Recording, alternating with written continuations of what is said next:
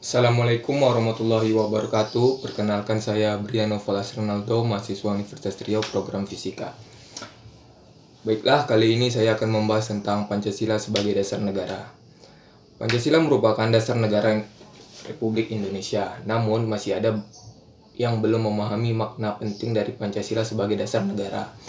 Nama Pancasila sendiri berasal dari bahasa Sanskerta, yaitu Panca yang berarti lima dan Sila yang berarti dasar.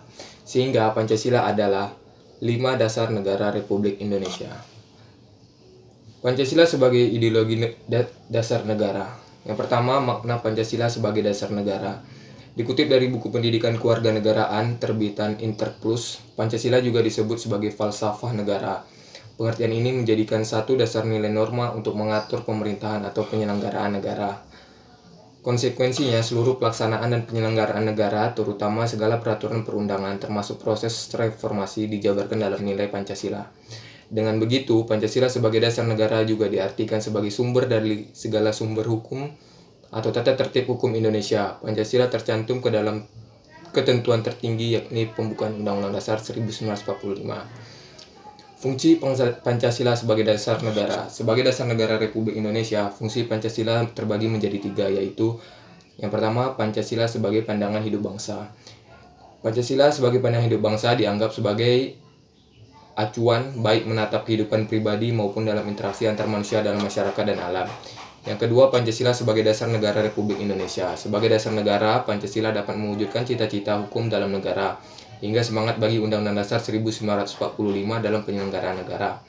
Yang ketiga, Pancasila sebagai ideologi bangsa dan negara Indonesia. Yang terakhir, Pancasila sebagai ideologi diibaratkan sebagai kumpulan gagasan, ide, keyakinan, kepercayaan yang menyangkut bidang politik, sosial, kebudayaan, hingga keagamaan. Kemudian, kedudukan Pancasila sebagai dasar negara. Kedudukan Pancasila tertulis di dalam pembukaan Undang-Undang Dasar 1945 alinea keempat yang berbunyi, maka disusunlah kemerdekaan Undang-Undang Dasar Negara Indonesia yang terbentuk dalam suatu susunan negara Republik Indonesia yang berkedaulatan rakyat dengan berdasarkan kepada ketuhanan yang Maha Esa, kemanusiaan yang adil dan beradab, persatuan Indonesia, kerakyatan yang dipimpin oleh hikmat kebijaksanaan dalam permusyawaratan dan perwakilan, serta dengan mewujudkan suatu keadilan sosial bagi seluruh rakyat Indonesia.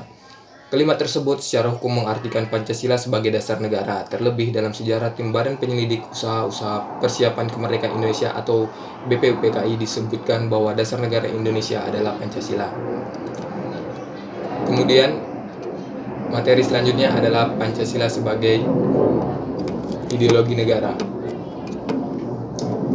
Ideologi Pancasila adalah pandangan atau nilai-nilai luhur budaya dan religius yang digunakan bangsa Indonesia. Hal itu berarti setiap nilai-nilai yang terkandung dalam Pancasila harus diterapkan dalam kehidupan sehari-hari. Ideologi merupakan gabungan dari bahasa Yunani yaitu ideas dan logos, yang berarti tujuan, cita-cita, sudut pandang, pemikiran, dan pengetahuan. Ideologi merupakan seperangkat ide atau keyakinan yang menentukan cara pandang seseorang untuk mencapai tujuan dengan berdasar kepada pengetahuan. Sementara Pancasila berasal dari bahasa Sanskerta yang terdiri dari Panca dan Sila.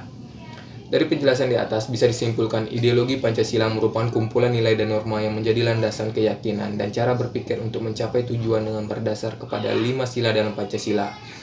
Jadi selain bunyi kelima sila Pancasila yang harus kita hafal dan pahami, penting juga untuk mengetahui mengenai ideologi Pancasila. Dengan begitu kecintaan terhadap negara ini akan semakin bertambah. Untuk mengetahui dan memahami lebih dalam tentang ideologi Pancasila, kamu bisa membaca makna, fungsi, dan contoh-contohnya. Makna dan fungsi ideologi Pancasila. Makna ideologi Pancasila. Pancasila tak hanya berkedudukan sebagai dasar negara, tetapi juga sebagai ideologi nasional bangsa Indonesia. Pancasila ialah sebagai ideologi yang mempunyai makna sebagai berikut. Yang pertama, nilai-nilai yang tercantum di dalam Pancasila itu menjadi cita-cita normatif penyelenggaraan bernegara. Yang kedua, nilai-nilai yang tercantum di dalam Pancasila ini merupakan nilai yang disepakati secara bersama. Oleh karena itu menjadi satu di antara sarana di dalam pemersatu atau integrasi masyarakat Indonesia. Kemudian fungsi ideologi Pancasila. Yang pertama, sebagai sarana pemersatu bangsa Indonesia, memperkukuh dan memelihara kesatuan dan kesatuan.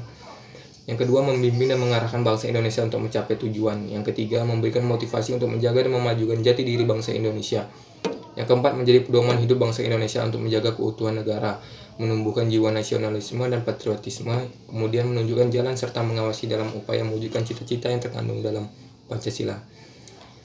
Kemudian tujuan dan dimensi ideologi Pancasila.